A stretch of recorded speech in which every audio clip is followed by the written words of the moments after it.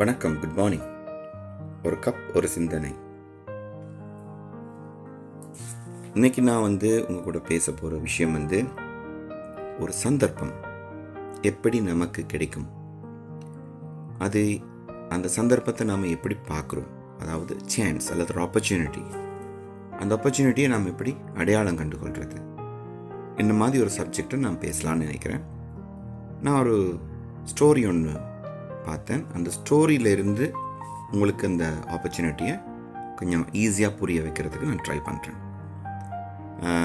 ஒருத்தன் ஒரு 18-20 வயசு ஒரு பையன், ஒருத்தன் ரொம்ப கஷ்டப்பட்ட பையன்.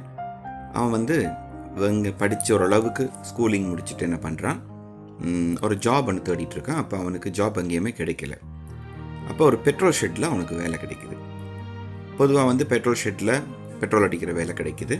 அவன் அந்த வேலையை செஞ்சிட்ருக்கான். ஒரு 18 வயசுன்னு வச்சுப்போமே. அப்படி இருக்கும் பொழுது அங்கே வார போகிற கார் எல்லாத்தையும் பார்த்து பெட்ரோல் பண்ணிகிட்டு இருப்பான். ஆனால் அவனுக்குள்ளே ஒரு காருண்ட படம் உண்டு, எங்கேயோ பார்த்துட்டான். அந்த படத்தை பார்த்து அந்த கார் மேலே ஒரு காதல், ஒரு ஆசை. அந்த கார் தனக்கு வேணுன்ற ஆசை ஒன்று இருக்குது. பட் அவனுக்கு தெரியும் தன்னுடைய கெப்பாசிட்டிக்கு அந்த காரை நினச்சி கூட பார்க்கல அது வாங்குறதுக்கு. அப்போ என்ன செய்கிறான், அந்த காரை பற்றியே யோசிச்சுட்ருப்பான். ஆனால் வார காருக்கெல்லாம் பெட்ரோல் பண்ணிகிட்ருப்பான். இவன் என்ன கலரில் எந்த மாடலில் ஒரு கார் ஆசைப்பட்டானோ அந்த கார் ஒரு நாள் அந்த பெட்ரோல் ஷெட்டுக்கு பெட்ரோல் அடிக்க வருது. இவன் பிரமிச்சு போனான். எந்த காரை ஒரு ஃபோட்டோவில் பார்த்து ஆசைப்பட்டானோ அந்த கார் இப்போ அவனுக்கு முன்னால் நிற்கிது. இப்போ அவனோட வேலை என்ன, பெட்ரோல் போடுறது தானே. ஆனால் அதை போட மறந்துட்டு அந்த காரையே உரைச்சி போய் பார்த்துட்ருக்கான். அப்போ காரில் இருக்கிற அந்த டிரைவர் கீழே வெளியில் இறங்கி இவன் எப்படி பார்க்குறான்னு சொல்லிட்டு தோளை தட்டி, தம்பி என்ன யோசிச்சுட்ருக்க, நான் வந்திருக்கேன் கார் பெட்ரோல் போடுறதுக்கு, நீ இன்னும் யோசிச்சுட்ருக்கன்னு சொல்லியிருக்கான். அப்போ இதுக்கு அந்த பையன் சொல்லியிருக்கான், எப்படின்னா, சார் நீங்கள் தப்பாக நினைக்காதீங்க, இந்த காரோட பெருமதி எவ்வளவு நான் தெரிஞ்சுக்கலாமா அப்படின்னு கேட்டிருக்கான். அவனை பார்த்துட்டு ஒரு நிமிஷம் யோசிச்சுட்டு அந்த காரோட பெருமதியை சொல்கிறான். அவனோட வாழ்நாள் முழுக்க இந்த பெட்ரோல் ஷெட்டில் இருந்து அவன் சம்பாதிச்சா கூட அந்த காரோட ஒரு பகுதி கூட அவனால், இந்த காருக்குரிய பெருமதின்ற ஒரு பகுதி கூட அவனால் சம்பாதிக்க முடியாதுன்னு அவனுக்கு இப்போ புரியும். அப்போ அவன் கேட்பார், அந்த கார் ஓடிட்டு வந்தவர் கேட்பார், ஏன் இந்த மாதிரி காரோட பெருமதியை கேட்டேன்னு கேட்பார். இல்லை சார், நான் ஒரு ஃபோட்டோ ஒன்று பார்த்தேன், இதே மாடல், இதே கலர், இதே டிசைன், இந்த கார் தான் எனக்கு ஒரு ட்ரீம் காராக இருக்குது. என் வாழ்நாளில் இந்த காரை சொந்தமாக்கிக்கணும் ஒரு ஆசை இருக்குது. பட் என்னுடைய தகுதிக்கு இதெல்லாம் கிடைக்காது தானே என்று சொல்ல, அவர் அவனை பார்த்து இரக்கமாக பார்த்துட்டு, அப்படிலாம் சொல்லாத தம்பி, நீ நினைச்சா கூட இந்த காரை இதை விட பெருமதியான கார் கூட வாங்க முடியும். பட் இந்த கார் கூட உன்னால் நினைச்சா வாங்க முடியும் என்று சொல்ல பார்த்து, சார் என்ன சார் சொல்கிறீங்கன்னா மோத்தை பார்த்து கேட்பான்.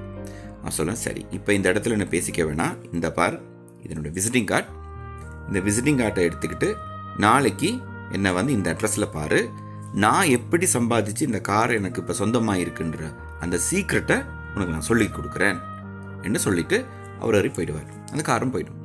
இவன் அந்த விசிட்டிங் கார்டை பார்த்துட்டு ஒரு நிமிஷம் யோசிப்பான், இவ்வளோ பெரிய கோடீஸ்வரன் என் வாழ்நாளில் நான் சம்பாதிக்க முடியாத ஒரு தொகையை என்னை சம்பாதிக்க வைக்கிறதுன்னு சொல்லி ஒரு வாக்குறுதி சொல்கிறாருன்னா நிச்சயமாக அதில் உண்மை இருக்காது என்ன நினச்சிட்டு அந்த விசிட்டிங் கார்டை கொஞ்சம் நேரம் பார்த்துட்டு, சேச்சே இதெல்லாம் நமக்கு வேலைக்காகாது, நம்மளோட தகுதிக்கு இதெல்லாம் கிடையவே கிடையாதுன்ட்டு அந்த கார்டத்துக்கு இப்படி போட்டுறான்.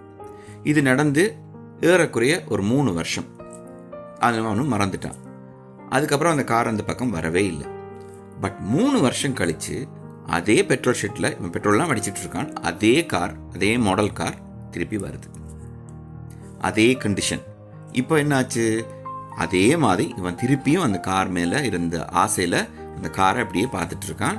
அதே கண்டிஷனில் அந்த டிரைவரும் இறங்கி இவனை கேட்குறான், தம்பி பெட்ரோல் போட வந்தால் பெட்ரோல் போடணும், இது என்ன இப்படி பார்த்துட்ருக்க. இல்லை சார், இதே கார் எனக்கு ரொம்ப ஒரு ட்ரீம் கார் தான். 3 வருஷத்துக்கு மேலே இந்த கார் இங்கே வந்துச்சு, இதே மாதிரி ஒரு கார் வந்துச்சு. அப்போவும் எனக்கு இந்த பிரமிப்பில் இருந்தேன். அதுக்கப்புறமா இப்போ தான் அந்த காரை அதே மாடலில் திருப்பி பார்க்குறேன். அதே மனசில் அந்த பழைய ஆசை, அதே பிரமிப்பு, அந்த கார் தான் இது என்று சொல்லிட்டு, சார் இந்த கார் உங்களுக்கு சொந்தமா என்று கேட்குறான்.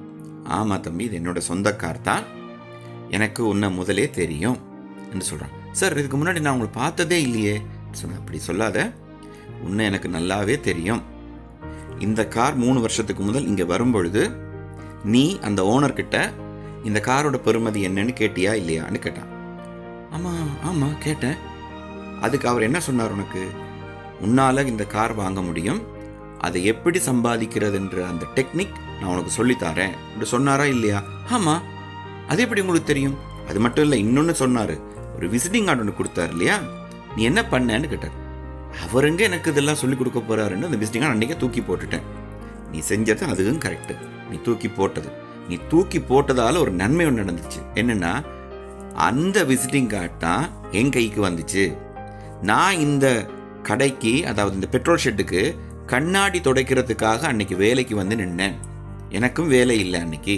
நான் அந்த பக்கம் கண்ணாடி துடைச்சிட்டு இருக்கும் பொழுது நீயும் அவரும் பேசிகிட்டு இருந்ததை நான் பார்த்துட்டு இருந்தேன்.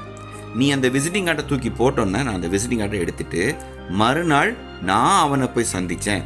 அந்த கோடீஸ்வரன் அந்த சீக்ரெட் எனக்கு சொல்லி கொடுத்தார். இன்னைக்கு இந்த கார் எனக்கு இப்போ சொந்தமாயிருக்கு. இந்த 3 வருஷத்தில் அந்த சீக்ரெட்டை பயன்படுத்தி இந்த காரை நான் வாங்கிட்டேன்னு சொல்லியிருக்கான். இப்போ இந்த நிலைமையில என்ன விளங்குது உங்களுக்கு? அந்த விசிட்டிங் கார்டில் ஒரு வாய்ப்பு இருந்திருக்கு.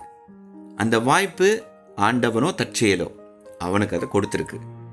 இந்த இடத்துல அந்த வாய்ப்பை உண்மையிலேயே தனக்கு கிடைச்சதுன்றதுக்கு ஒருத்தர் ட்ரை பண்ணி அவன் பார்த்துருந்தானா இருந்திருந்தா உண்மையிலேயே இந்த காரில் வந்து இறங்க வேண்டியது அந்த பெட்ரோல் அடிச்சிட்டு இருந்த அந்த பையன்தான். ஆனால் அந்த வாய்ப்பு கை நழுவி போய் கீழே விழும் பொழுது இன்னொருத்தன் அந்த வாய்ப்பின் மேலே இருந்த நம்பிக்கையில் அந்த வாய்ப்பை கரெக்டாக பயன்படுத்தினானா இல்லையா? அதுபோல் நம்மளோட வாழ்க்கையில் ஏதாவது ஒரு ஆப்பர்ச்சுனிட்டி நம்ம கைக்கு கிடைச்சிருந்தா அந்த ஆப்பர்ச்சுனிட்டியை கரெக்டாக யூஸ் பண்ணினா மட்டும்தான் ஜெயிக்க முடியும். இது என் வாழ்க்கையில் 100% உண்மை. நான் ஒரு சின்ன லைன் மட்டும் என்னோட பற்றி சொல்லிடுறேன். நான் 1996 இந்தியாவுக்கு வந்து அங்கே தான் சென்னையில் இருந்தேன். ரொம்ப கஷ்டப்பட்டு கொஞ்சம் கொஞ்சமாக கரஸ்பாண்டன்ஸில் நான் படித்தேன்.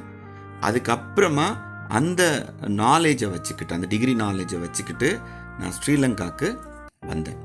ஸ்ரீலங்காவில் நம்ம ஊருக்கு வந்து என்ன பண்ணேன், எனக்கு ஜாப் கிடைக்கல. சரிங்களா? அப்போ 2003 நான் வந்திருந்த டைம் எனக்கு ஜாப் கிடைக்கல. நான் எங்கெங்கேயோ தேடி பார்த்தேன், எனக்கு உண்மையிலேயே ஜாப் கிடைக்கல. ரொம்ப கஷ்டப்பட்டேன் அந்த நேரத்தில். அப்போது ஒரு பேப்பரில் இன்சூரன்ஸுக்கு ஏஜென்ட்டு வேலைக்கு ஆள் எடுக்கிறாங்கன்னு மட்டும்தான் எனக்கு தெரியும். நீங்கள் எப்படி நினைக்கிறீங்களோ தெரியாது, அந்த ஏஜென்ட்டு ஒர்க்குக்கு தான் நான் முதல் ஜாயின் பண்ணேன். அந்த வாய்ப்பை நான் கரெக்டாக பயன்படுத்தினேன். வித்தின் 3 years நான் அந்த ஃபீல்டில் இருந்ததால் என்னால் ஒரு ரீஜனல் மேனேஜர், அதை தாண்டி லாஸ்ட்டாக நான் ஜோனல் மேனேஜர் வரைக்கும் என்னால் வளர முடிஞ்சுது.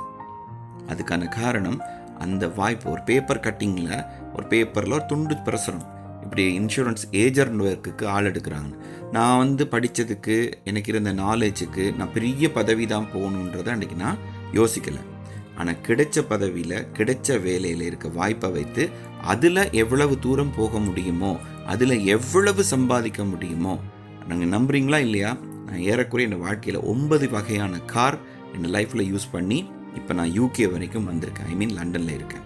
ஸோ இந்த மாதிரி ஒரு டிரான்ஸ்பரன்ஸ் இந்த லைஃப்பில் இப்படி போனதுக்கும் இந்த கதையில் இருக்கக்கூடிய கருத்துக்கும் ஒரு ஒற்றுமை இருந்தபடியாக இது என்னோடய சொந்த கதையாக உங்ககிட்ட சொல்கிறதுல நான் சந்தோஷப்படுறேன். பட் இது ஒரு சாதாரண ஒரு கோடு, ஒரு லைன் தான். பட் உங்கள் லைஃப்லையும் இப்படி டெய்லி ஒரு ஆப்பர்ச்சுனிட்டி வந்து போயிட்டுருக்கு. அதை கரெக்டாக கேப்சர் பண்ணுறதுக்கு ட்ரை பண்ணுங்கள். இதையும் ட்ரை பண்ணி பார்க்காம விடாதீங்க. நீங்கள் அப்படி ட்ரை பண்ணி பார்த்து அதில் விளைவுகளை நீங்கள் கூட நாளைக்கு யாருக்கும் ஒரு கருத்தாக, ஒரு முன்னேற்றகரமான செய்தியாக சொல்ல முடியும்ன்றதை நான் நம்புகிறேன். ஓகே, இன்னைக்கு இந்த கப்பில் இந்த ஒரு சிந்தனை. ஓகே, மீண்டும் நாளை சந்திப்போம். God bless you.